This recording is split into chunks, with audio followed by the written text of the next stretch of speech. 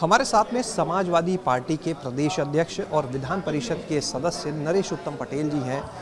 नरेश जी, एक चीज़ जानना चाहेंगे कि महागठबंधन की बात लगातार चल रही है, नीतीश जी से मुलाकात भी हुई अखिलेश जी की, लेकिन एक पेच दिखता है कि कांग्रेस को लेकर कहीं ना कहीं सपा और नीतीश कुमार जी के बीच में सहयोगी दलों में एक सहमति नहीं बन रही। कोई कहता है कि हम कांग्रेस का वेट कर रहे हैं, आपके अध्यक्ष जी कांग्रेस पे निशाना साधते हैं। देखिए, समाजवादी पार्टी के राष्ट्रीय अध्यक्ष जी जो राष्ट्रीय राजनीति है वो हमारा राष्ट्रीय नेतृत्व ही तय करता है।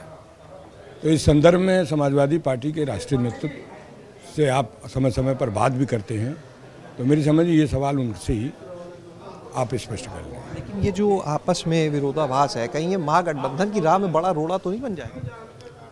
देखिए, उत्तर प्रदेश में समाजवादी पार्टी के माननीय राष्ट्रीय अध्यक्ष जी ने कई बार स्पष्ट किया है कि हम उत्तर प्रदेश में जो हमारे गठबंधन में हैं इनको छोड़कर अब किसी नए से गठबंधन नहीं करेंगे।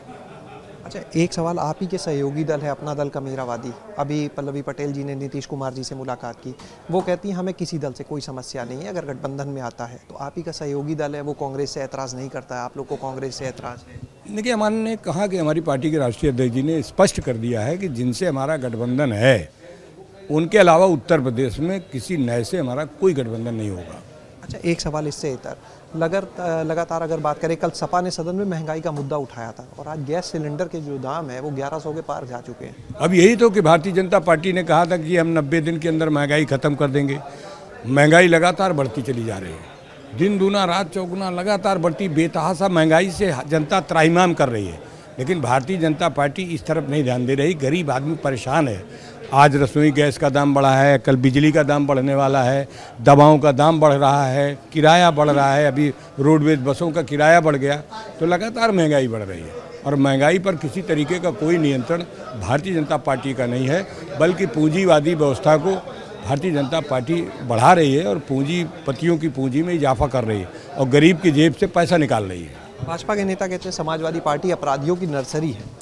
अब भारतीय जनता पार्टी की कथनी करने में भारी भेद है। ये हम लोग आज से नहीं, हमारे जितने भी सीनियर नेता रहे हैं समाजवादी विचारधारा के, सब ने कहा कि भारतीय जनता पार्टी दोहरे चरित्र की पार्टी है।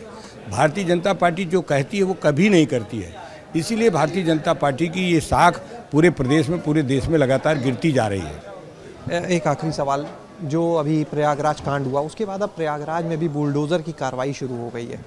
देखिए, कानून व्यवस्था का जीता जाता उदाहरण है कि एक गवाह और उसके साथ सरकारी सुरक्षा, और सरकारी सुरक्षा में दिन दहाड़े ये जो मौत हुई है, हत्या हुई है, इसी से साफ लगता है कि उत्तर प्रदेश की कानून व्यवस्था पूरी तरीके से ध्वस्त है।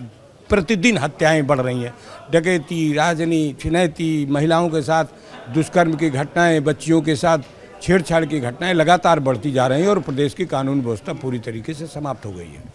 तो ये थे हमारे साथ नरेश उत्तम पटेल, जिन्होंने प्रदेश की कानून व्यवस्था से लेकर और महागठबंधन तक पर हमसे बात की। कैमरा सहयोगी हरिओम के साथ शैलेश अरोरा, एबीपी गंगा, लखनऊ।